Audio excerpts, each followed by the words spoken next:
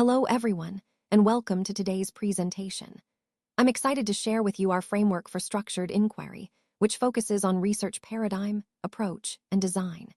In this session, we'll explore the philosophical foundations of research, the procedural plans that guide our studies, and the practical blueprints for data collection. We'll start with an overview of how these components come together to form a solid foundation for any research project. Let's get started. Welcome to this part of our presentation, where we explore the introduction to research methodology. So, research, at its core, is a systematic investigation. It's about carefully establishing facts or principles, and this process is guided by a well-defined methodological framework. Think of this framework as the backbone of your research. Now, at the heart of this framework, there are three interconnected concepts. These form a hierarchy that guides every decision you make, from your fundamental beliefs about knowledge to the practical steps you take in your research. To illustrate this, I like to compare it to an architect's plan. The overall philosophy or paradigm sets the tone. It's like the style of the building. Then, the approach, which is akin to the general style, informs the detailed blueprints or the design. And finally, those blueprints translate into specific, practical steps, the actual research design.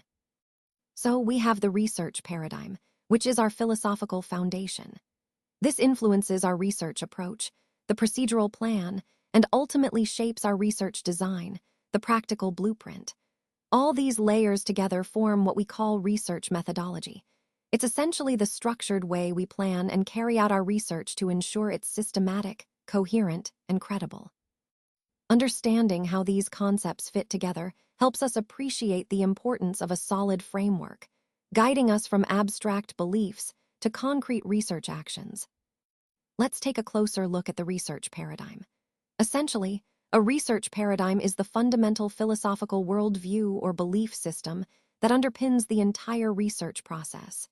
It guides how a researcher approaches their study and influences the assumptions they make about key concepts. For example, it shapes their understanding of ontology, the nature of reality, and epistemology, or how knowledge is acquired. The choice of a research paradigm is incredibly important because it determines the researcher's stance on these fundamental questions. In fact, it's considered the most basic decision in the research process, as it influences every subsequent step. There are three main types of research paradigms we should be aware of. The first is positivism, which holds that objective reality exists and can be studied scientifically through measurable data. Then, we have interpretivism, which suggests that reality is socially constructed and best understood through human experience and subjective interpretation. And lastly, pragmatism, which is more focused on practical solutions, aiming to address real-world problems in a way that's effective and applicable. All these paradigms shape the entire research methodology, guiding how we approach data collection, analysis, and ultimately, how we interpret our findings. Understanding these different worldviews helps us see why researchers might choose one approach over another, depending on their specific questions and goals. Let's take a closer look at positivism and post-positivism, two important philosophical approaches in research. Positivism, which has roots in the natural sciences, holds that there is an objective, single reality out there that exists independently of us. This means that we can study it and understand it through empirical observation. Key characteristics of positivism include deriving knowledge from sensory experience and logical reasoning, aiming to uncover universal laws and cause and effect relationships. Researchers often use quantitative methods and statistical analysis to test hypotheses through numerical data. An example of this would be medical randomized controlled trials, which are designed to provide objective evidence about the effectiveness of treatments. Now, moving to post-positivism, this approach is a critical response to strict positivism. While it agrees that an objective reality exists, it also recognizes that our ability to fully understand it is limited. Human biases and fallibility mean we can only apprehend reality imperfectly. The key characteristics here include the acknowledgement that all observations are fallible and influenced by prior theories. Post-positivists focus on probabilistic rather than absolute truths, meaning that findings are seen as likely rather than certain. They often use multiple methods and perspectives, what we call triangulation, to strengthen the credibility of their results. And importantly, they aim to reduce bias through rigorous methodology. In essence, post-positivism acknowledges our limitations, but still commits to pursuing objectivity and understanding the real world as best as we can. This nuanced view helps us appreciate the complexity of research and the importance of methodological rigor in our work. Let's talk about interpretivism and constructivism, which are core approaches in understanding social phenomena. First, the idea of social construction means that reality isn't something fixed or entirely objective. Instead, it's something that we, as social beings, construct through our interactions and shared understandings. So, what we see as real is shaped by social processes and perceptions. Next, there's a strong focus on meaning. This approach emphasizes understanding the context and the personal significance that individuals assign to their experiences.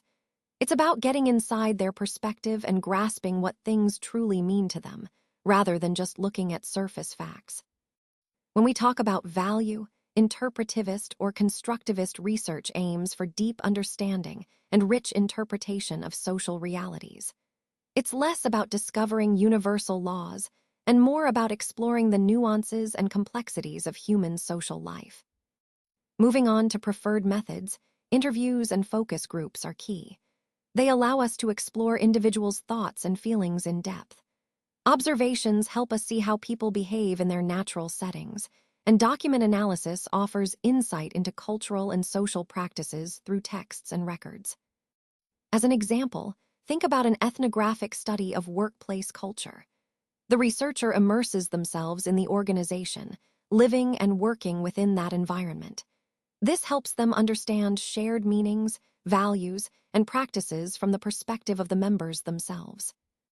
Finally, regarding methodology, this approach involves engaging deeply with the setting, observing, interviewing, and analyzing documents. It's all about understanding social worlds from the inside out, capturing the richness and complexity of human experiences. This methodology aligns perfectly with the goal of interpreting social realities in a meaningful way. So let's delve into what we mean by a research approach. Essentially, it's the procedural plan that guides us through our study. It outlines the logic we follow, the direction we take, and the types of data we need to answer our research questions effectively. Now, central to this is what we call the research paradigm. Think of it as the philosophical foundation that shapes how we view the world and what counts as valid knowledge. This foundation influences every step of our approach. Building on that, the research approach itself acts as a practical blueprint. It helps us structure our entire research process, ensuring consistency and clarity. When we talk about data types, there are two main categories to consider. Quantitative data, which is numerical and can be measured and analyzed statistically. Then there's qualitative data, which includes textual and visual information, providing deeper insights into our subject matter.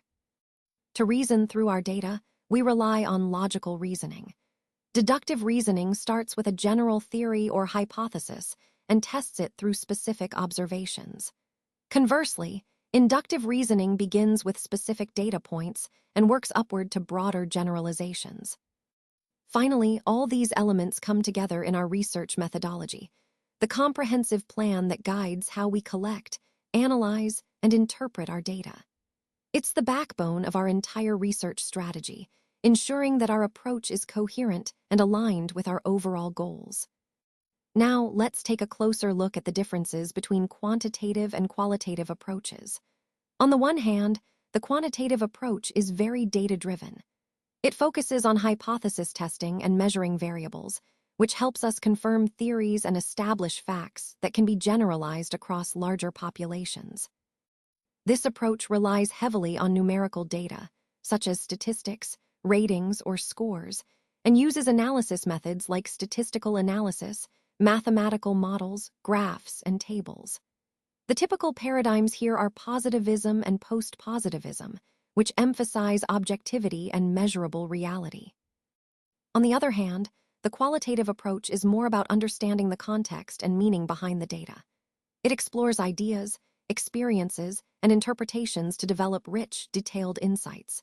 Instead of numbers, it uses textual, visual, or audio data. Think interviews, observations, and documents. The analysis involves thematic, content, or narrative methods, focusing on patterns and interpretations rather than numbers. The underlying paradigms are interpretivism and constructivism, emphasizing subjective understanding and the importance of context. So, when choosing between these approaches, it really depends on your research purpose. If you're testing hypotheses and measuring variables, quantitative methods are often suitable. But if you're aiming to explore complex ideas or understand experiences deeply, qualitative methods are more appropriate. Both approaches serve different needs and can even complement each other in mixed methods research. All right, let's talk about research design. Think of it as the detailed, practical blueprint for how we're going to carry out our study. It's not just about the big idea, but about laying out the specific methods and procedures we'll use. This includes how we collect data, analyze it, and interpret the results, everything we need to do to effectively answer our research question. This stage is really about translating our broader research approach into concrete, actionable steps. When we talk about research design, we're focusing on how to implement our plan in real-world terms. It's the practical guide that ensures every part of the process is clear and purposeful. Now, you'll see that the slide highlights key components like data collection, which refers to the methods we use to gather information. Then there's data analysis, those techniques we employ to process the data we've collected. And finally, data interpretation, which is about making sense of what we've found and understanding its implications. All of this connects back to our core research question, the main inquiry we're trying to answer. The research design helps ensure that every step we take is aligned with addressing that question effectively. And under the umbrella of research methodology, all these components come together to form a coherent approach. It's this detailed plan that guides us through every stage of the research process, making sure we stay focused and systematic. So, in essence, research design is the roadmap that turns our ideas into a structured plan, leading us from initial questions to meaningful findings. Now, let's take a look at the different types of research designs. Starting with quantitative designs, we have experimental design, which is all about establishing cause-and-effect relationships. In this approach, researchers manipulate independent variables to see how they affect dependent variables, helping us understand the direct impact of one factor on another. Next is quasi-experimental design. This design also aims to estimate causal impact, but it's used when random assignment isn't practical or ethical. So, it's a bit more flexible in real-world settings where strict control isn't always possible. Then there's the correlational design, which focuses on identifying relationships between variables. Remember, just because two variables are related doesn't mean one causes the other. That's an important distinction. Correlational studies help us see associations, but causation requires different designs. Moving on to qualitative designs, we have the case study design. This involves in-depth investigation of a particular phenomenon, often exploring complex issues within their natural context. Then there's ethnography, which aims to understand culture and behavior. Researchers immerse themselves within a group over an extended period to gain a deep, insider perspective. Another qualitative approach is grounded theory. This method develops new theories directly from data, meaning the theory is grounded in systematically collected observations and insights. Now, let's look at mixed methods designs, which combine both qualitative and quantitative approaches for a more comprehensive understanding. The explanatory sequential design starts with quantitative data collection, followed by qualitative work to explain or elaborate on those results. Conversely, the exploratory sequential begins with qualitative research, which then informs the development of the quantitative phase. The key idea behind mixed methods is the integration of both types of data, allowing us to gain a richer, more nuanced understanding of the research question. Finally, this slide ties into our overall theme by highlighting how selecting the appropriate research design depends on our specific objectives and the nature of the phenomena we're studying. Now, let's look at how framework alignment and coherence are crucial for research validity. Essentially, the credibility of our findings depends on how well our paradigm, approach, and design all line up logically. If they are misaligned, it can really undermine trust in the results. A coherent research framework ensures that the methods we choose are appropriate for the questions we're investigating.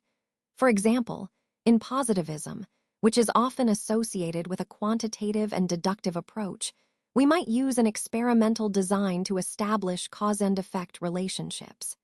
This makes sense when we're testing hypotheses under controlled conditions. On the other hand, interpretivism typically involves a qualitative and inductive approach, like case studies, to explore social phenomena more deeply and contextually. Pragmatism, however, tends to blend methods, often using mixed methods in an explanatory sequential design to address complex research questions from multiple angles. The key point here is that a well-integrated framework keeps everything aligned, ensuring our methods are suitable for our specific questions. This not only enhances the integrity of our study, but also boosts the reliability of our outcomes. In the end, a logical flow from paradigm to approach to design helps us produce credible and trustworthy research that truly contributes to our overall understanding.